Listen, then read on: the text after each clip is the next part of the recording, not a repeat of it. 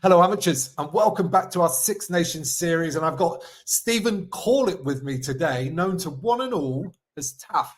Taff, how you doing? I'm good. How are you, Timmy? Very well this morning. Great to see the Six Nations kicked off last night, and we are going to be analysing the French 43-0 victory against Wales. But before we do that, I want to talk about the French kit because I just thought it was absolutely dreamy.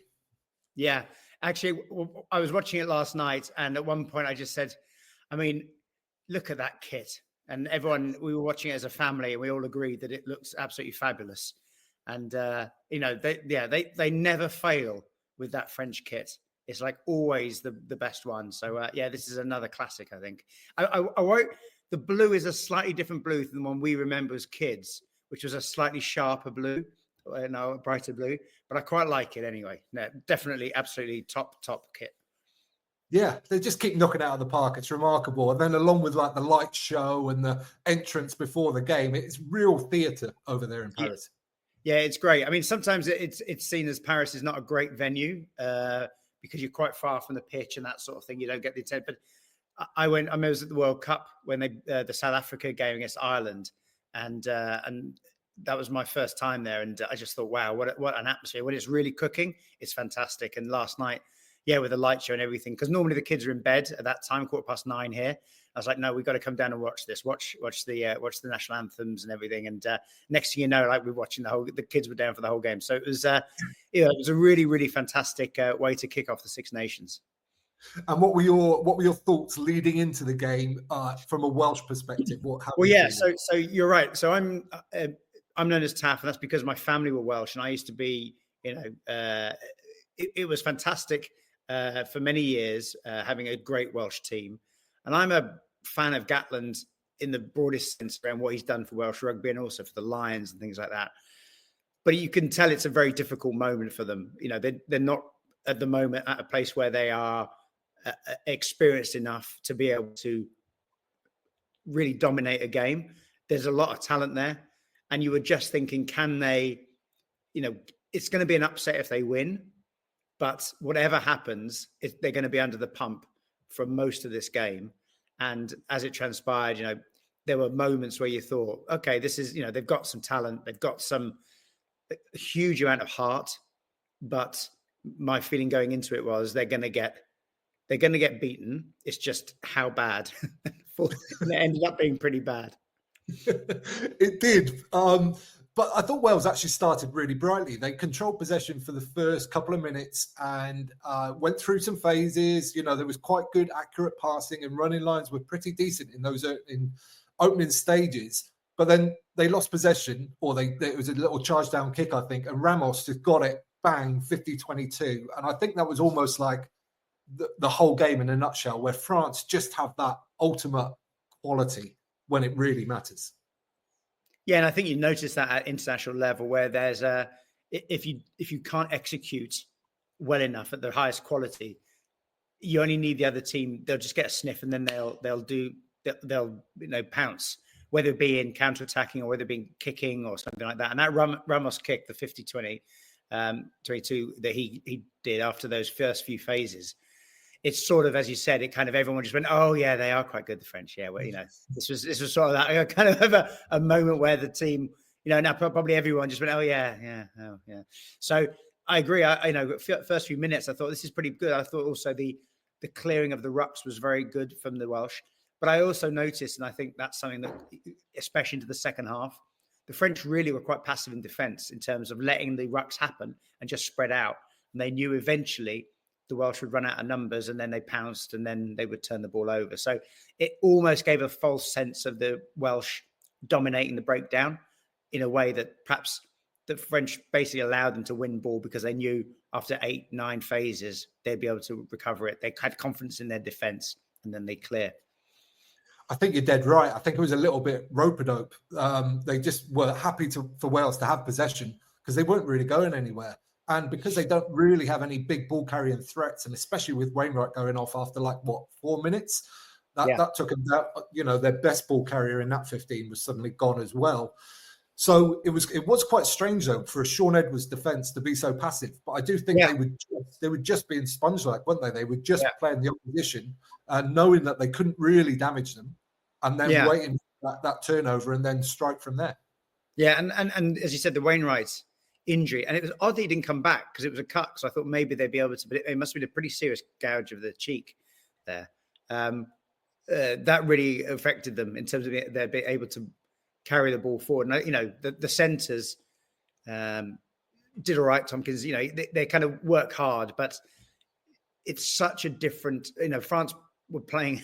You talk about it like a different game, but in a way that it felt like it in terms of the way that they have time on the ball, the pace with which they move the ball from forward to back in terms of the link play. Wales just never really had that ability to do that, even though they had some promising situations. And I thought the 10 Ben Thomas, he looks like he's got class. He looks like he has time on the ball. He looks like he can make things happen, but he hasn't really got around him the type of caliber of player like a Jamie Roberts or a Jonathan Davis or those kind of players in the midfield who can make something happen for them off those kind of nice time passes, attracting the first line of defense and so on. So yeah, all in all, I think, as you said, a little bit of rope-a-dope in defense, and then when it came to it, the French just had too much in attack. Yeah, and let's talk about the French, because when they clicked into gear and when they went through the phases, they looked absolutely they're just so accurate with finishing chances when they get them. But the thing I really want to talk about is that the time on the ball, because they get it, Dupont and Untermack as well to a degree, by running backwards a lot of the time. It's like, and what you would never coach a kid to do. Yet they just give themselves time on the ball. It's almost like a sevens type approach where they're just waiting, looking, scanning, waiting to find a weak spot, and then bang, they hit a seam and then flood through those channels. Yeah, and so what I noticed is that there was an attack, for example, in the first half where I think it was off the scrum, the Welsh scrum, and Wales took it really flat. Rogers, the winger, came in really flat on it, which was like suddenly the gain line. They were over the gain line really quickly. Whereas the French didn't tend to do that as much. As you said, Dupont takes a couple of steps, takes a look, has a think, etc. Because the Welsh, everyone is utterly terrified of him. No one wants to push out and dogleg in defence. So everyone just stops. And then he has that extra beat to go, actually, there's the space. Or someone could come from deep, or he could miss pass to the fullback, Ramos running it into space. So in a way, his reputation affords him the time to take a step back because no one wants to go. And then, of course, if you do have a dogleg, as you saw with that try, he goes through and then suddenly, he's away. Yeah, Duff Jenkins just got caught on his heels a little bit. And I think it was Rowlands on the outside. It was just a little bit ahead. And it takes a second and, just a momentary lapse and bang, he spots it and he's gone. He did have a couple of dodgy moments, though. He kicked that ball into basically into touch early doors when there was nobody even close. So, not everything he touches turns to goal, just most things. Because some of the cross-field kicks or the tries are just so pinpoint accurate. It's ridiculous. Yeah. Yeah, poor Josh Adams on that wing for that first one with the new winger, Theo. He kind of think, what could have Adams have had a bit more nous in terms of where his winger was, but the kick was so good that Adams pushes up because Dupont takes a step sideways. Everyone's starting to moving forward, and then the space is in behind him. The thing I thought was odd is that the one where Dupont made the break for the try, I'm surprised they didn't go back and look at that as a forward pass. I thought it was clearly forward, like in terms of where he passed it and where it ended up. And then obviously they'd looked at it and it wasn't, but not that would have changed the game. But he, a magnificent player. And it was interesting. They did interviews, didn't they, with all the other coaches before the Six Nations about which player you would take from someone else. And they all say, like, I'll have Dupont, please. He's the man. He's the man. Yes, please. We'll take him. Yes, please, on the forward pass thing, we're going to do a referees review on the podcast at the end of each weekend, and I'm going to bring that up with the guy tomorrow because I've got some interesting thoughts on that. So I'm going to hold that for tomorrow's podcast. Good. Because I intuitively thought was forward that, and I know you got like the hands back, the momentum, all that, but I thought even that he was passing it that way. Do you notice the other one, which is the try where Ramos went through and he passed it like a basketball pass? Now, that's the sort of thing you're like, that's such smart play in terms of the ability to offload like that, which you'd never coach. You'd never there's no sort of coaching drill as kids, as whatever, as you're coming through, which is like, but that's the intelligence and the sheer, whatever the call is, innate skill level of that French team to understand that pass, when you're running from here, by the time you brought your arms back to make it, normally the moment's gone. But once it's there, it just goes, and it was done perfectly. I thought that was such a brilliant bit of play that you wouldn't, you don't sometimes acknowledge how smart a decision that was at that moment. I completely agree, because my initial thought was that Josh Adams had got himself positionally wrong again. Yeah. He just got slightly ahead of the ball. But that pass is so unorthodox that he's probably never seen it before. And to actually pass the ball in a regular fashion would have been impossible. So was it Josh Adams' fault? It's hard to say that it was, when that bit of play was so incredible. Yeah. No, it was so just the skill levels, but the confidence. I mean, you see a few passes out the back and all that sort of thing, where they're having a bit more of a showboating. But generally, even in the most at their intense best, there's a skill level that I think is outstanding, and I think that's where for Gatland and the Welsh team, that's the level that's hard to get to in the next month, to be able to compete at that zone. So where the Welsh team goes from here, obviously next weekend, Italy, it's going to be a very, very big moment for Gatland and that team. And I think if they lose there's a real danger that the whole thing kind of falls apart in quite tragic fashion for this Six Nations. But and to win over there, I don't think necessarily they have to play so much rugby in the middle third. I think one of the things they've got to do is be able to create pressure in the red zone. And I was slightly surprised they've tried to play so much rugby in the middle third in Paris. I wondered whether maybe that's at the 10 and the 9 have to think about that a bit more. But how do they create pressure and not put it back on themselves and just watch themselves go side to side, concede a penalty, gone through 8 phases, and you've ended up conceding a penalty and back, in your own red zone. So I wouldn't be surprised if there's a little bit more pragmatism next week. Yeah, that's certainly something that Warren Gatland mentioned afterwards in the post-match press conference. But Jack Morgan also did say that they had the mindset that they wanted to go and take the game to France, which I think was a positive thing to do. And my mindset actually going into the game was slightly different. I agree with everything you said broadly, but I think Wales were really never going to win this game. So for me, I just think they needed to get more reps of attacking rugby in the big stage, on the big stage, just to get more experience of doing that. It's almost like what Italy did a couple of years ago when they're running the ball from everywhere. And, it didn't always pay off, but they got so many good reps now that their attacking play is just amazing. And I felt almost that Wales needed to do the same in this fixture, because they were probably never going to win, but they might just get something in there, a bit of fluidity to them. Yeah, I think it's a good point that to me. I think, in terms of muscle memory, I think that's that's a smart way to look at it. It's just the balance between we did it and we found there's something to come out of the game that's positive versus we did it and we got pumped 43-0. So was that smart? So I think you're right. I think a bit of a hiding to nothing. Got to start somewhere.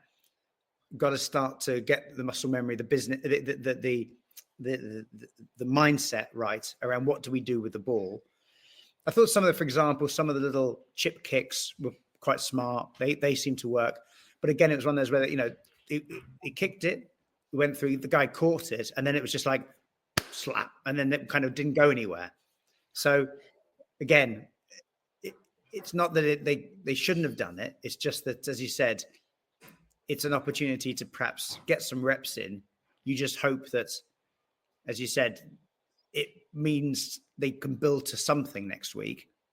And I think, as Gatton said afterwards, they got to win next week. They can't come off going, well, we're still kind of going through, because at some point there's going to be a thing which is we're going to have to win at some point. Otherwise, what's the point of all of it? Yeah, absolutely. And it's tough. It's tough because they're good sides. Everybody's a good side at the moment. Any other players, Taff, on either side that kind of had moments or stood out for you? Yeah, I mean, I think the player that has always impressed me is the Welsh captain, Jack Morgan. I mean, he is unbelievably impressive. He has a dynamism. I mean, he's quite a big fella as well. Like he's I noticed he's carrying a lot of something, muscle, timber, whatever. He's a big fella, but his dynamism is incredible, and his chop tackling was amazing. And I think just generally, the heart and soul of that team yesterday, that Welsh team, was, you can't criticize the amount of work they went through, the amount of heart, the amount of efforts to get back up on their feet, make the tackles. And I thought he was outstanding. I thought the front row did pretty well. I know they were under quite a bit of pressure in the scrum there. That's a big French pack and very dynamic. And so, there was pressure on their own ball, but they did pretty well, I thought, and the line out as well. I thought, as I said, the 10, Ben Thomas looked pretty good. I thought he had some classy touches. And obviously, of course, for France, it's going to be interesting without Ntamak next week, because I think he'll be banned for that red card. A really stupid red card as well. Like it was it was like as a fly half, like he might have thought, this is my big moment, I'm going to stick one on him, But so I think that'll be interesting because it'll be now, in terms of the French team, that it's not going to be as if they're going to have a huge drop off, but it might give England a little bit of something now to feel like they can put some pressure around that channel a bit more. Yeah, it'll be interesting to see how England go after that for sure. But yeah, 38-0 up, 10 minutes to go, cruise into a victory, and then you get yourself sent off I couldn't believe it. It's the biggest brain fade I think I've ever seen on a rugby pitch. Yeah. No, it was. I think the other thing I think is just in terms of players like Liam Williams, you want players like that to perhaps impose themselves a little more. But he's an experienced British line. Like, I felt like he didn't offer himself enough in attack just to help give the team something to kind of a focus point. Even if he's like, I'll just take the ball up a few times on the short side, I'll give it, players like that. I think they're going to need the Welsh, a few of their more senior players, to grab hold of responsibility and say, I'll take the ball in, or I'll show up for a few things just to lift the confidence a little bit. Otherwise it becomes a whole thing, which is like, let's hope these young lads do something, Yeah, because Wales were very prescriptive, I'd say, in their phase play. They were very predictable and just going through the same pattern over and over again. But I did think, though, they did have some chances on the edges, which they just didn't take. Whether it was they played out the back instead of like the big, long over-the-top pass, I thought was on quite a lot in the first 20 minutes. And I don't know whether it was whoever the ball player wasn't confident enough to throw it or didn't recognise it. But I did think they played into France's hands a little bit on attack as well. Yeah, and probably someone like Tompkins in the centre at 12. He's not renowned for kind of his passing in that sense. He's kind of, a focus point in terms of solid ball carrying. There was a couple of times in the second half, for example, they went up the short side, or they went up that up Adams's wing, and they had a couple of breaks and things like that, and it was kind of quite promising. But again, even there, when they got into that final red zone, they just didn't have the power and the speed to kind of convert those chances, and then the penalty comes and then they clear, etc. And that was disappointing. I thought, if they'd have got maybe one or two scores in that second half, not that they were ever going to win, but that would have given them, to your point earlier about some muscle memory, they'd have felt confident that they can break through a strong defense, they can convert when they get in the red zone, and give themselves a little bit of confidence going into next week. Because I think, again, over the ball, the French were so able to just go, well, we'll just let you win that. And then when it got really, they had enough energy then to when it really mattered to get over the ball and win it, and win the penalty and the turnover. But as you said, in terms of the Welsh, able to exploit space or perhaps have that little bit of extra class you needed in distribution, didn't quite have it, I thought, in that midfield. Yeah, completely agree. I thought, just going on from what you were saying earlier, I thought the Welsh scrum actually in the front five generally in the tight phases did really well. Gareth Thomas's tackling at loosehead, he's an animal. I think he's one of the best tacklers in the game. So there are some positives for Wales, but they've got to really start knitting everything together. They've got to start, as you say, just using that space when it's there, because I just think they didn't have the confidence to throw those passes. Yeah, and it might be next week, as you said, they get in the red zone and come away with something. Like, you don't want to be standing there 15, 20 minutes into that first half and you're still on 0. You haven't scored a point in the Six Nations. So if there's opportunities to kick to the corner and drive it over or take the 3 points early on, like, get some points on the board, start to build scores, start to know that, you can get in the red zone and come away with something, because it'll just keep the scoreboard ticking over. As we know, it's always so important to be able to run back to halfway again. Okay, we can do this. I think next week's going to be quite tense in a way. They're going to not feel like they can just go for it. They're going to need to win. And so, as you said, a combination of both going through the phases, having the confidence to get into the red zone and come away with something, and maybe a little bit more pragmatism around getting them to that area, getting them up the field might be needed. Yeah, absolutely. Okay, let's bring this to a close. That's what we think, folks. But what do you think at home? Any key players that we haven't spoken about that you think played a key role in this game? Anything tactical that we missed that you think was really important? Let us know in the comments down below, and we'll join you there for a conversation. Give this video a big thumbs up while you're down there. It helps other amazing rugby fans like you find it. And it just leaves me to say, Taff, thank you so much for your time today. That was a lot of fun. Great. And for those at home, you can subscribe there. You can watch that one next. And don't forget to get out and play.